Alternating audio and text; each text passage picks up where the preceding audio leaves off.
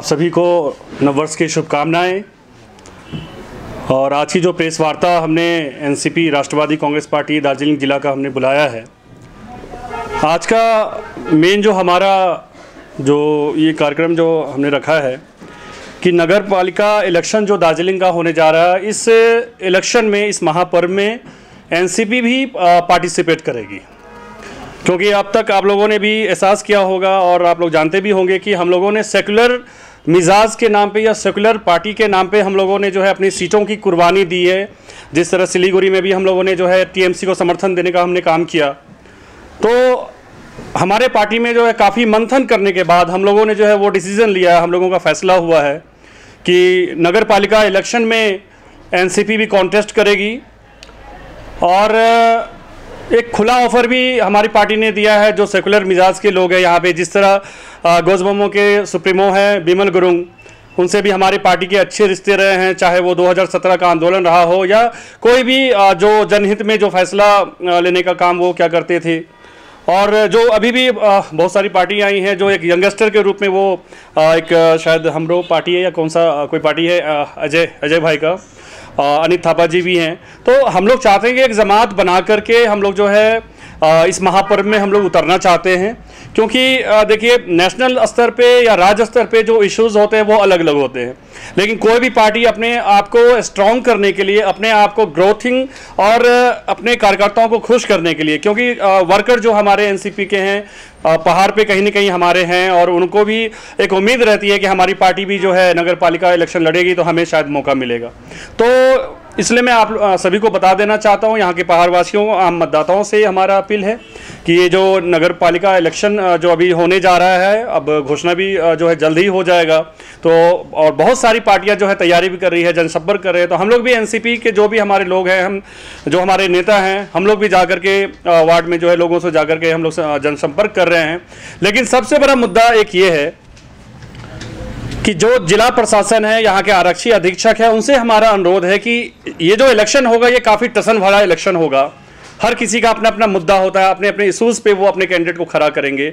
किसी से गठबंधन होगा, किसी से गठबंधन नहीं होगा, कोई स्वतंत्र उतरेगा तो कोई निर्दलीय कॉन्टेस्ट करेगा। हमारा यहाँ के एसपी, जिला प्रशासन, डीएम से हमारा अनुरोध है कि जिस पार्टी के भी उम्मीदवार हो या जिस पार्टी के भी लीडर हो, उनको सुरक्षा जो है कम से कम बहुत ज़रूरी है। क्योंकि जो सत्ताधारी हैं, जो हमारे टीएमसी समर्थक या टीएमसी समर्थक तो हम लोग भी हैं, एनसीपी वाले भी हम लोग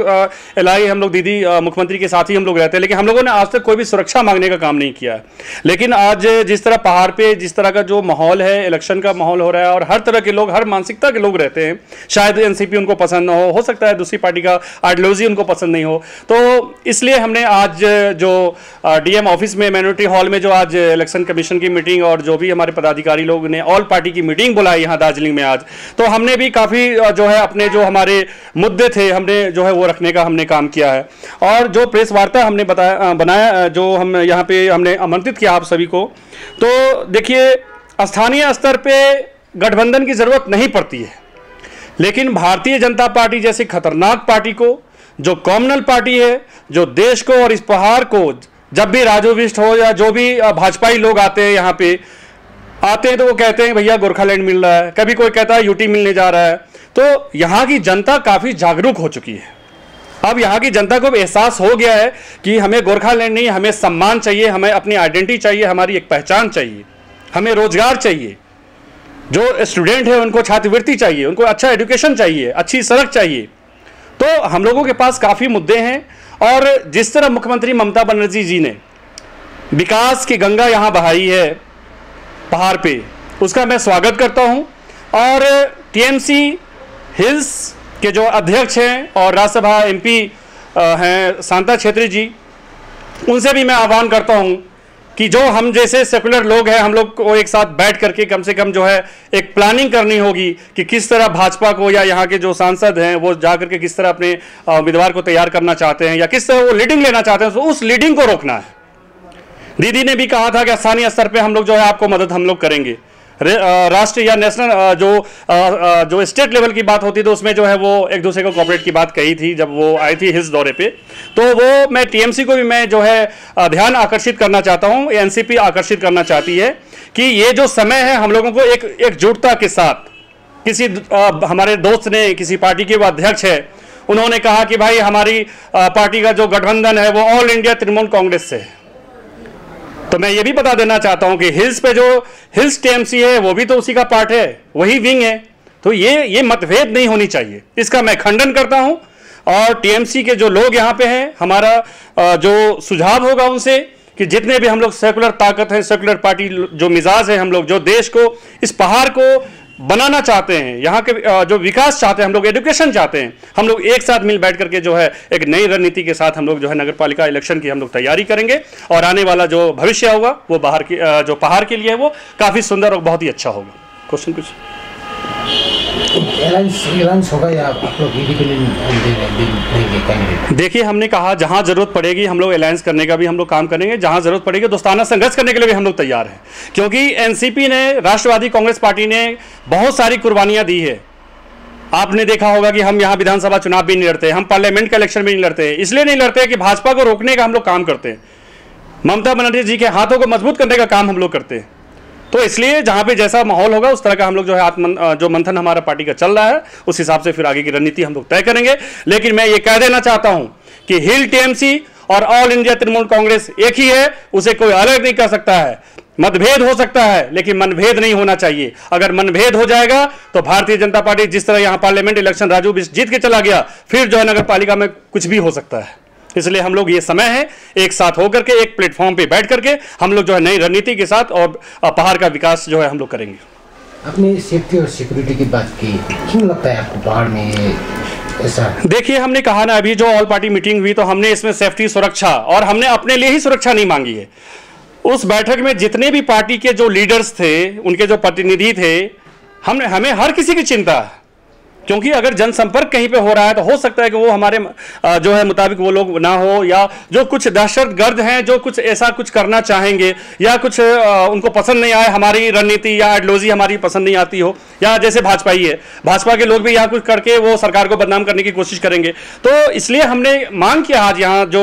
मीटिंग हुई ऑल पार्टी मीटिंग, हमने डिमांड किया है कि जो जिस पार्टी के भी लीडर हो, जिन पे पार्टी फोकस करती है, जिनके वजह से जो है अच्छे वोट आ सकते हैं या एक अच्छा समीकरण उभर सकता है, तो वैसे लीडरों को, इसमें एनसीपी भी शामिल है, इसमें मैं भी शामिल हूं, यहां की सरकार, यहां की जो जिला शासक हैं, प्रशासन है, यहां के एसपी हैं, उनसे हमारा अनुरोध है कि ऐसे लीडरों को सुरक्षा देने का काम करें। आप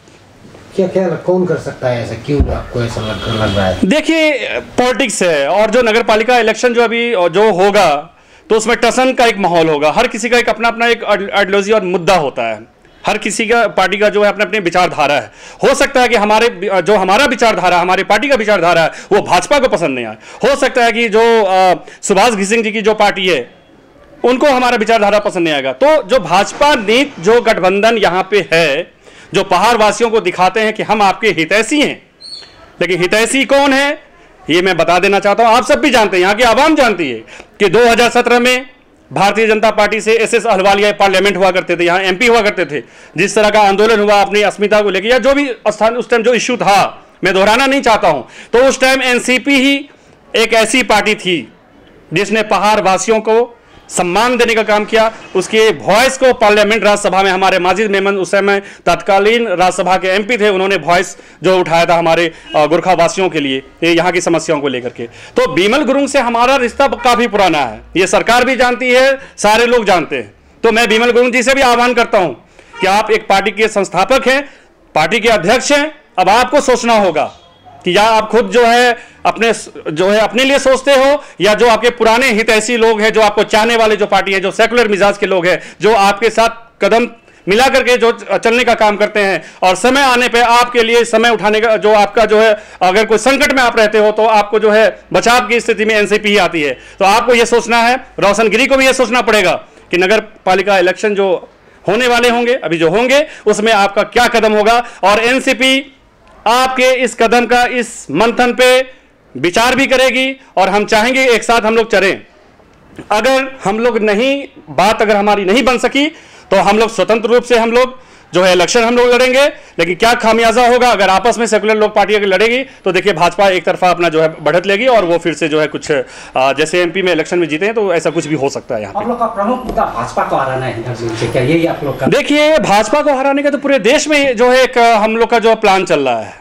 आप उत्तर प्रदेश में आप जाके देख सकते हो, वहां के मंत्री हो या 11-12 एमएलए जो है वो टूट के चले गए दूसरी जगह। जब भाजपा के जो समर्पित लोग हैं उनको ही सम्मान नहीं मिल रहा है, 10-10 करोड़ रुपए में जो है एमएलए का सीट जो है बिक रहा है, तो आप समझ सकते हो कि भाजपाई को भी भाजपा में रखा घुटन सा होने लगा है।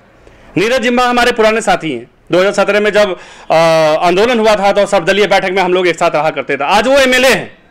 लेकिन ये कौन सी विचारधारा है कि वो गोरामोमो के महासचिव जनरल सेक्रेटरी कहलाते हैं और भाजपा के एमएलए कहलाते हैं। ये उनके पार्टी में क्या आइडियोलॉजी है, क्या उनका जो है बायलॉज कहता है, ये एक जो है हास्यास्पद बातें हैं। हमने पहले भी ये मुद्दा उठाया है। लेकिन देखिए, जो भी हो, हम लोग पहाड़ पे ममता दीदी के नेतृत्व में हम लोग पहाड़ का विकास करना चाहते हैं, और इस विकास जिस तरह जो आगे बढ़ता जा रहा है, हम लोग दीदी के साथ हैं। और दीदी के मिजाज को एनसीपी ही समझ सकती है, ये पूरा देश नहीं, पूरा हिंदुस्तान, पूरा वर्ल्ड जानता है कि जब भी दीदी को सलाह लेने की जरूरत पड़ती तो हमारे पार्टी के जो मुखिया है, राष्ट्रीय अध्यक्ष शरद पवार साहब से, वो बॉम्बे हाल में गई थी, जाकर के वहां रणनीति देश स्तर पर उन्होंने बनाया था। तो हम लोग जो उस तरह का ही हम लोग जो यहाँ समीकरण बनाना चाहते हैं।